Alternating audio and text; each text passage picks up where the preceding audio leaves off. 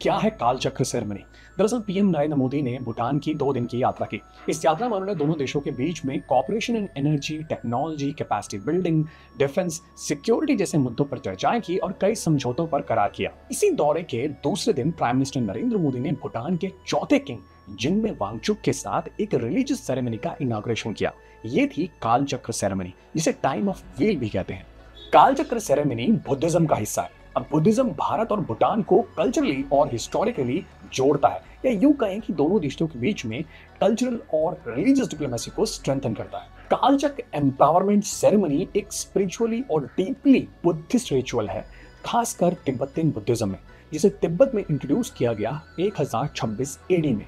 कालचक्र एक संस्कृत नेम है। काल का मीनिंग होता है टाइम और चक्र का मीनिंग होता है व्हील, और कालचक्र सेरेमनी परफॉर्म की जाती है कालचक्र तंत्र से, जो कि एक ऐसा टेक्स्ट है जो ह्यूमन एग्जिस्टेंस और टाइम को 3 डायमेंशन में एक्सप्लोर करता है।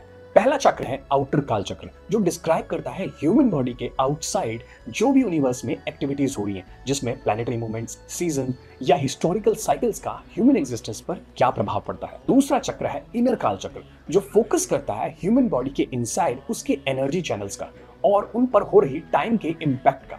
तीसरा कालचक्र है ऑल्टरनेटिव कालचक्र, जिसमें एक स्पिरिचुअल प्रैक्टिशनर को स्पिरिचुअली गाइडेंस मिलती है तंत्रिक मेडिटेशन एंड प्रैक्टिसेस से, जिसका एम होता है स्पिरिचुअल एलिवेशन या निर्वाणा। कालचक्र एम्पावरमेंट सेरेमनी यूजुअली 10 से 12 दिन तक चलती है, और इसमें मेनली 3 तरह की एक्टिविटीज होती हैं। पहली है सैंड मंडाला क्रिएशन, जिसमें मॉन्क्स कलरफुल सैंड के थ्रू एक मंडाला का क्रिएशन करते हैं, जो रिप्रेजेंट करता है कालचक्र मंडाला पैलेस को।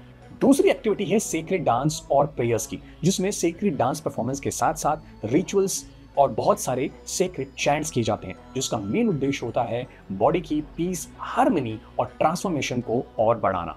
कालचक्र सेरेमनी का लास्ट रिचुअल है एम्पावरमेंट रिचुअल, जिसमें रिलीजियस सेरेमनी को हेड करने वाले रिलीजियस हेड सभी डिवोटीज को स्पिरिचुअली ब्लेसिंग देते हैं और स्पिरिचुअल गाइडेंस देते हैं। यूजुअली इस सेरेमनी को हेड करने वाले या तो कोई दलाई लामा होते हैं या और कोई सीनियर रिलीजियस हेड। माना जाता है कि कालचक्र सेरेमनी की शुरुआत गौतम बुद्ध के एनलाइटमेंट के 1 साल 3 महीने के 15वें दिन को शुरू हुई थी। माना यह भी जाता है कि शाक्यमुनि बुद्धा ने कालचक्र तंत्र की टीचिंग दी थी भारत के धन्यकटका शहर में, जो मॉडर्न डे में अमरावती सिटी के नाम से जाना जाता है, और ये टीचिंग उन्होंने दी थी संभाला किंग सुचंद्रा की रिक्वेस्ट पर।